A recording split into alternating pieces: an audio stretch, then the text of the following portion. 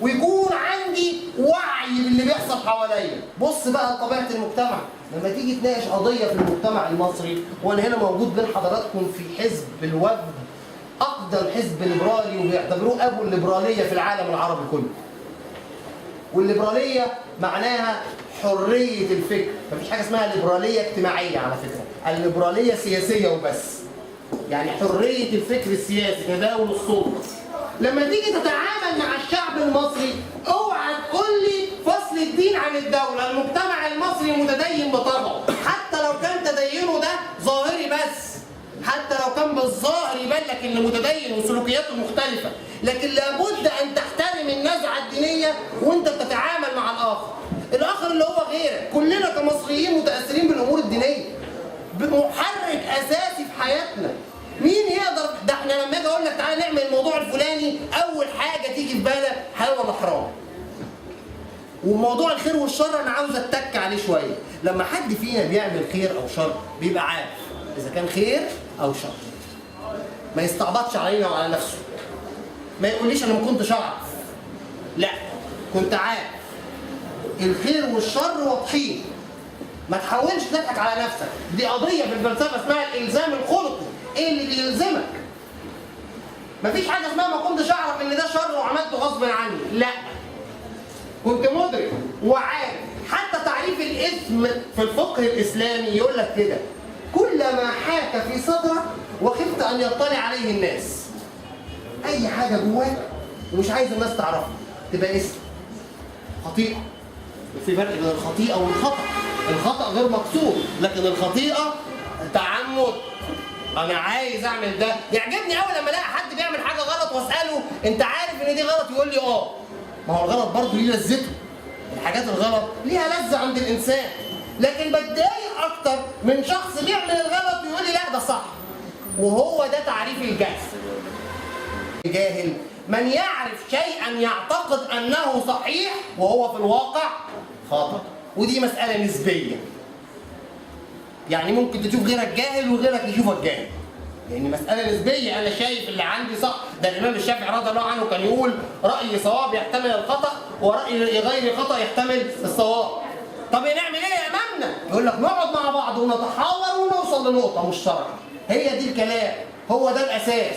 فلما تيجي تتعامل مع الشخصيه المصريه افهم تدينها، خليك جواها، ما تقولوش لا ابعدني الدين عن الدوله. ما ينفعش، ما ينفعش. اوعى تفتكروا ولا تعتقدوا ان الاحزاب اليمينيه اللي في مصر او التيار اليميني اللي هو التيار الديني سقط لمجرد انه خلط الدين بالسياسه. لا، مش هو ده السبب. السبب ان هو ما عرفش يحدد العلاقه ما بينهم، وده هو دوره. ان انا لما اجي انزل الشارع، لما اجي اتعامل مع الناس، لازم ابقى واضح في النقطه دي. وانا هحكي لكم على معلومات كده لمده 3 دقائق يمكن اول مره تعرفوها، يمكن البعض اكيد عنده معلومات. في المصريين كانوا بيعتقدوا زمان، يعني لغايه 10 15 سنه، ان هرم خوفو ده مقبره. يعني معظم المصريين بيسالوا الاهرامات دي ايه؟ يقول لك دي مقابر. بصوا بقى، هرم خوفو ده معمول ب 2,600,000 حجر.